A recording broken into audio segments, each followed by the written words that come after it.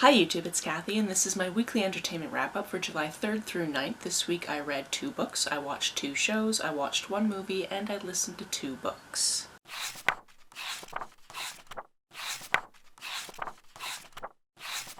I just wanted to mention that now that it's July and all of the data is in for the first 6 months of the year, I did do the mid-year book freakout tag. If you missed that, I will link it in places for you. First this week I read an arc of A Prophecy in Ash. This is the follow-up to A Curse in Ash, the second in what is going to be a trilogy by our very own Julie from Pages and Pens. I got this one early enough that there isn't a cover yet. I believe it's coming out in October, I think. I don't know exactly what the schedule is. I was, however, very excited to be on the ARC team because I very much needed to know what was going to go on with this series. As I've said many times before about other sequels, this is a sequel, so there's not much I can tell you about this book. However, I can tell you a little bit about this world. In the first book in the series, we are introduced to one of the main characters, which is Ashlyn. She is a witch. She lives in our world, but sometimes she does go to the Fae world. And because of court politics to have to do with that, she is very attached to this one guy named Brynoch.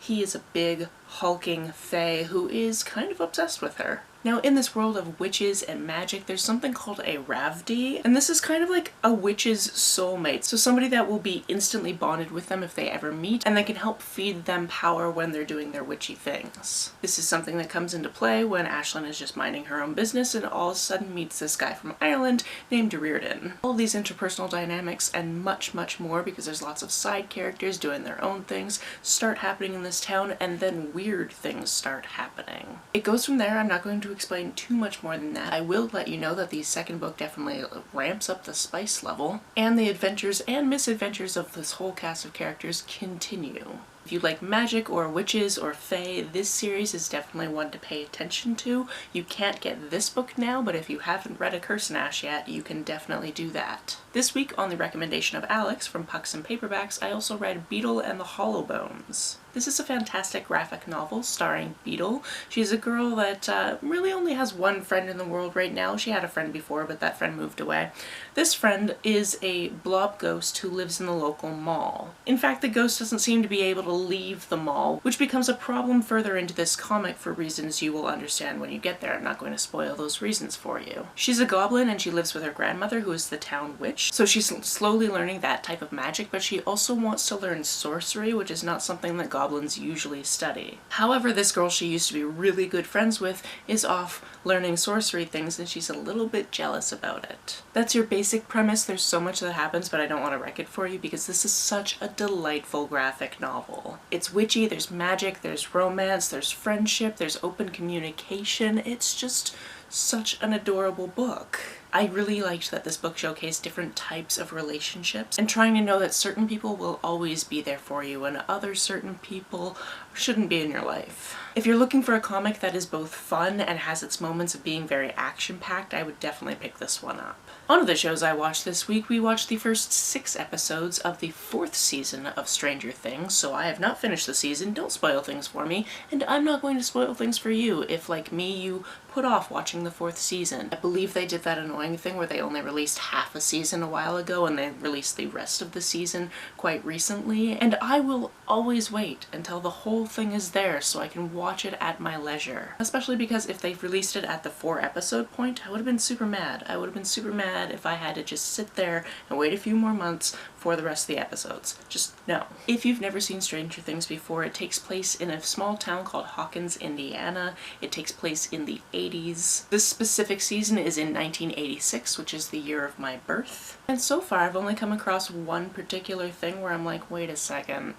I don't think that's quite historically accurate. I mean, this whole show has a big fantasy element, so obviously I'm not talking about anything pertaining to that not being historically accurate, but for the most part this show tends to be like really good at knowing exactly when in time it is set. It even tells you exactly when it's set, so when I notice a thing, I get a little bit excited about maybe knowing a thing that they didn't realize. However, I haven't looked up if I'm correct or not, so I'm gonna tell you the thing I noticed because it doesn't spoil anything to do with the plot. And maybe one of you will be able to tell me, no, Kathy, you're wrong, or maybe one of you will be like, actually, you're right, good job, because I'm not actually going to bother looking this up. I almost never do. There's a scene where somebody goes into the bedroom of somebody else in the show for the first time and points out that they have a Tom Cruise poster. And the person's like, oh yeah, that's old, don't look at that. Correct me if I'm wrong, but I'm pretty sure that Tom Cruise's first 2 movies came out in 1986, and this is set in March, so I have to figure that Top Gun probably came out, I don't know, June, seems like a summer release. And then Legends maybe earlier in the year, but still,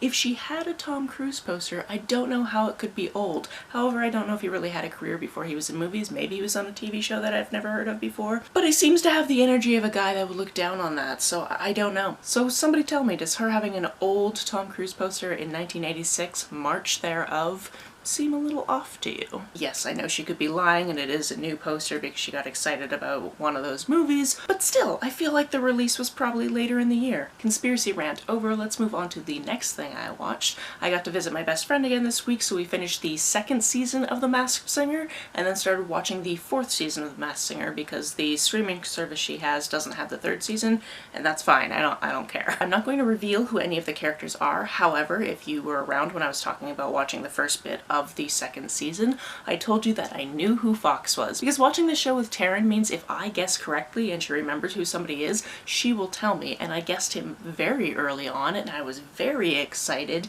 to see how far he got in the competition. When you move on to the 4th season, this is the first season they are doing in what happened in 2020, so it's a little bit different, but it's not all that different. One of the things they started incorporating was some of the guest panelists would actually do a performance as a different character before getting to the panel, which I thought was hilarious, especially in the event of the person who just pretended that they were a contestant named Robin. If you don't know, one of the judges on the show is Robin Thicke. So this person just came out with like a cutout bit of Robin's face over their face, and then we're doing the song I Hate by this artist, Blurred Lines. But Taryn and I just looked at each other, she doesn't really remember this season, and before this person even started singing, not great, but not as bad as he could have been, we were both just like, it's Joel McHale again, isn't it? Like, he's been a celebrity judge on this a lot, and he like comes out and he like pops open a few buttons on his shirt. I'm like, yeah, it's definitely Joel McHale. Like, you don't even have to start singing. And then when he did start singing, I was like, yep, that's definitely his voice. And then a couple of episodes later, we had somebody who was Mr. TV, and again, I knew who it was immediately, and the judges were still super wrong. So yes, the singing competition is a lot of fun. Do I care about the fact that I usually don't guess who it is? No. Do I get really excited when I do know who it is? Yes. The one movie I watched this week was Doctor Strange in the Multiverse of Madness. Despite the fact that I've read at least one comic book about this character, it took me way too long to realize who the teenage character in this was. For whatever reason, I had completely forgotten the main attributes of this character, so as soon as she was introduced by name, I was like, oh yes, of course it's her. As always, this plays a lot with good and evil. It was fun to see characters playing different versions of themselves, because that's what's going to happen in a multiverse situation when you're just skipping from here to here to here. It's a Marvel movie, it's a fun time. The franchise has gotten so huge, like I don't understand how large this is going to be. But will I continue to watch most of the things that come out? Yeah, sure, I will. They're entertaining. The first audiobook I listened to this week was A Lady for a Duke by Alexis Hall.